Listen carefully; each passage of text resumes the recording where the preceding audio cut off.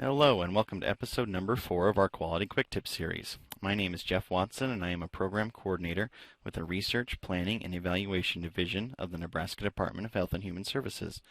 As always, after you watch the video, if you have any questions, comments, or suggestions, please contact us at the email dhhs.cqi@nebraska.gov.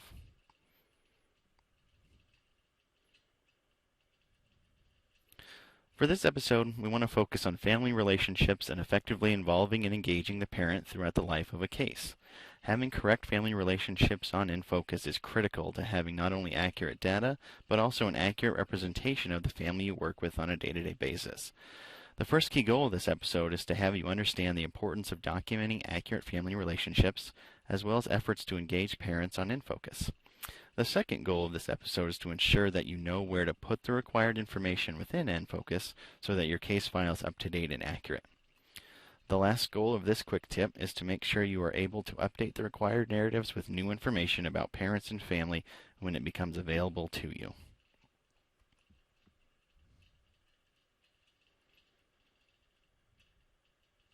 First, we want to spend some time putting this in perspective and kind of explain why family relationships are so important. This chart on screen shows that some of the families we work with, a good number of them have both parents listed in NFOCUS, but there are still a significant portion of cases that are missing one parent or both parents. Looking further at this chart, of the cases missing one parent, it is often the father who is not documented in the family relationships on NFOCUS. Ensuring that each child we work with has both a mother and father documented accurately is a vital part of the work that we do.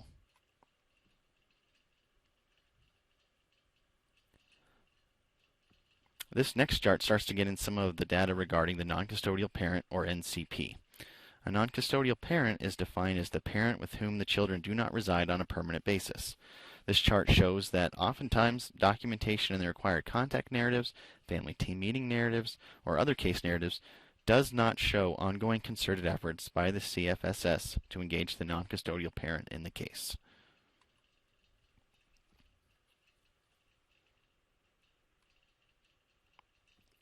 So now that we've talked about some of the data surrounding family relationships and parent engagement and involvement, we want to talk about how to accurately reflect your family relationships and efforts to engage parents on NFOCUS.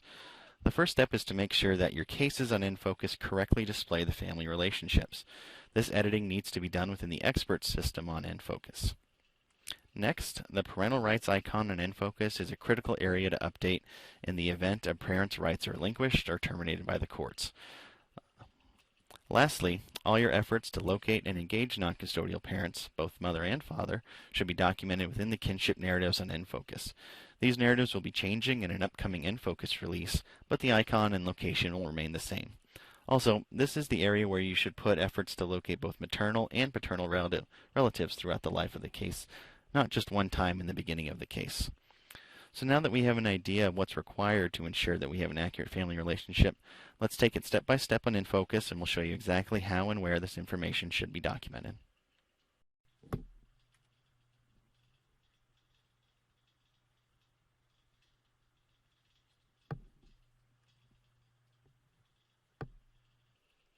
All right, we are back with NFOCUS pulled up now. What we're going to explain first is the family relationships area on NFOCUS. This is part of the expert system, so it is a little bit different system than the normal NFOCUS site where we normally go. But additional instructions will come out with this quick tip about how to edit family relationships, but we do want to show you how to get into that system. So if I go into my master case, and I'm looking around here and trying to find where I want to go, in your main detail master case screen is where you want to go for the family relationships. Actions, family relationships will kind of tell you everything you need to know about this family. In here, looking at it, you can see that Jim Green is the parent to both Sue and Joey Green, the biological parent, and he's also married to Betty Green. Down here under Betty, we have that she is also the parent, the biological parent to Sue and Joey Green. Next, we have that Joey Green is a sibling to Sue Green. He's never been married, and that Sue Green is down here as well. She's also a sibling to Joey. They're not going to repeat family relationships, so that's why you don't see that there. But you also have their ages and their dates of birth. If you want to edit this and add a father or add someone else to the family relationship list, you do have to check out the case into the master or into the expert system. Under Actions, you can go into Checkout Case when you're on the Detail Master case screen. So we'll go ahead and do that. It'll take just a couple seconds. It'll tell you that the case checkout was successful. When you're in there, you can go into this Q&A icon for case status. It says this case isn't ready for you to check out. It's checked out to you. If you double click on it, it takes just a second, and it'll open up the expert system for you. So in here, what we can see is a lot of the hidden things on NFOCUS, and the family relationships is one of them. To edit it, we can go into Data Collection, Non-Financial, and then there's the family relationships right here. If you click it, this is where you can edit information about Jim Green, Betty, Joey, Sue, or any other family members on your master cases. This would be the place to go if you want to add a father to a master case. If you know his name, you can add the biological parent to the master case. So it's a very handy way to go. Like we said, additional instructions will come out about how to edit the expert system and edit this screen, but for now we just wanted to make sure you were aware of where to look for it. To check a case back in, we can get rid of this. We don't want to create any notices, so that's fine. We'll go back one more screen.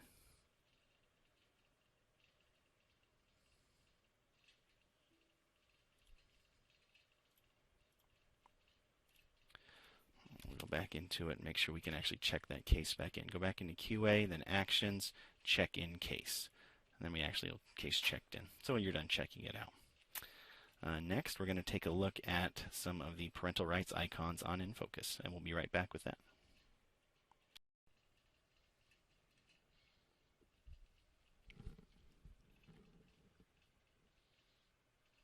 All right, we are back, and we're going to be talking about the parental rights icon on NFOCUS.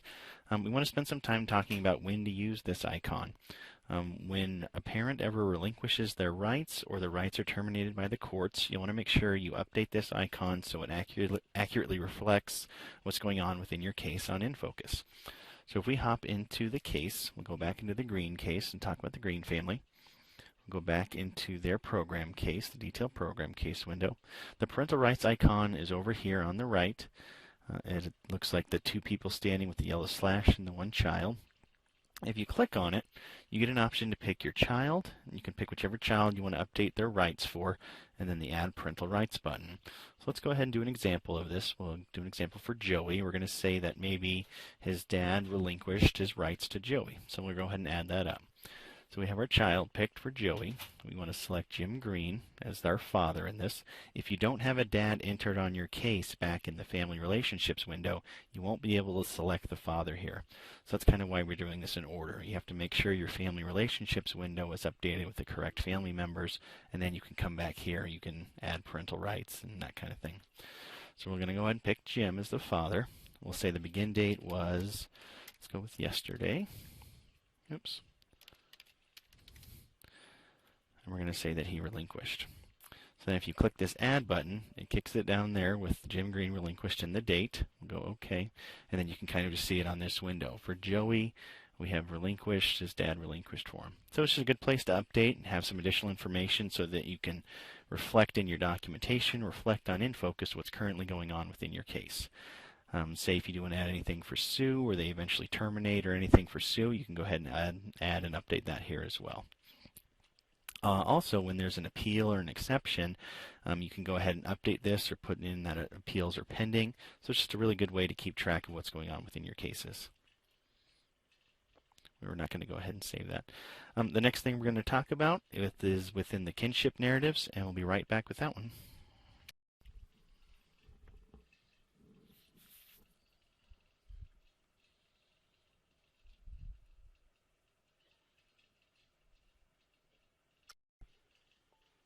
So the last item we want to talk about for this quick tip is our actual kinship narratives.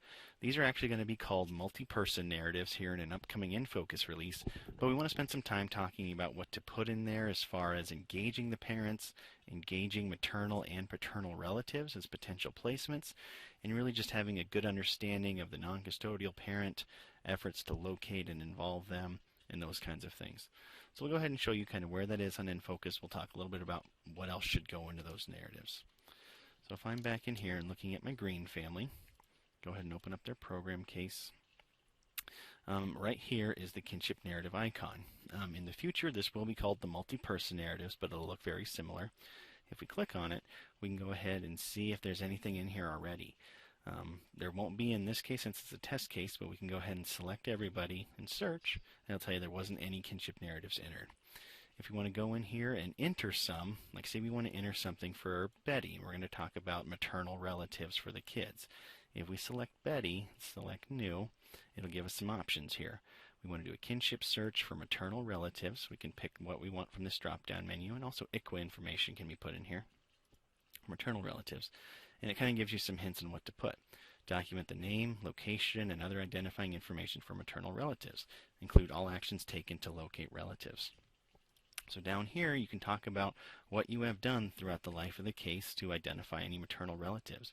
If mom has a sister who would be an aunt to the children, document something about the aunt here and what you did to contact her, when you contacted her, and what her response was. That'll show that you made efforts to engage some some maternal relatives. You made efforts to find them and locate them.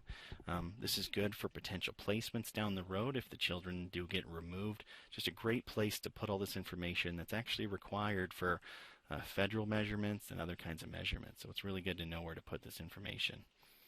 If we want to go back and we don't want to save that, say we want to talk about Jim. Say Jim is a non-custodial parent in this case. We know who he is, but he's not involved. There hasn't really been any efforts to locate him. We'll say this case comes to you and you want to search for anything about Jim. You know his name, but you never met him. You come here, you don't see there's anything found. So now you've made some efforts. You've made some efforts to go find him, get him engaged in the case. You'll click New. We'll talk about the non-custodial parent for Jim. Name, location, and other identifying information about him. Include all actions taken to find and identify him. This is a critical piece in some of those charts that we talked about at the beginning of this video, is really putting in your efforts to find that non-custodial parent. This is a huge piece of information that we often are lacking within our CFS case. It's so important to include the non-custodial parent for possible placements. If things go to adoption or relinquishing parental rights, you need to know who these non-custodial parents are and efforts you've made to locate them. What you want to do in these narratives is continually update them with your efforts to get them involved. This isn't just something that's done at the initial assessment phase of a case. This is done throughout the life of the case, really trying to find the non-custodial parent and then engage them in the case the best you can. Calling them, letters, email if you have that available to you, dropping in on them if you know where they are. All those efforts can be documented here. This would be great for our CFSR reviews. For court report information, you can put information about the non-custodial parent in a court report and your efforts to find them. Very critical piece of case management is knowing who your non-custodial parents are and efforts to find them. So also in here we kind of talked about the ICWA narratives. You can select 2 people if you want and make new. That way you don't have to document it twice. So you have Betty and Jim. If you want to talk about their ICWA things, you can go ahead and do that here. Talk about some of their ICWA information, who you asked about it, if you determine the child has any tribal affiliations, all great stuff to put in here as well. So this is a huge area that sometimes workers don't know about or that we don't see that it gets filled out. So making sure you're updating your kinship narratives with efforts to locate both paternal and maternal relatives, and also efforts to locate and engage a non-custodial parent. It's great if you know who the non-custodial parent is, if they're already listed in NFOCUS, but getting them involved is another huge area that we need to focus on for our case management.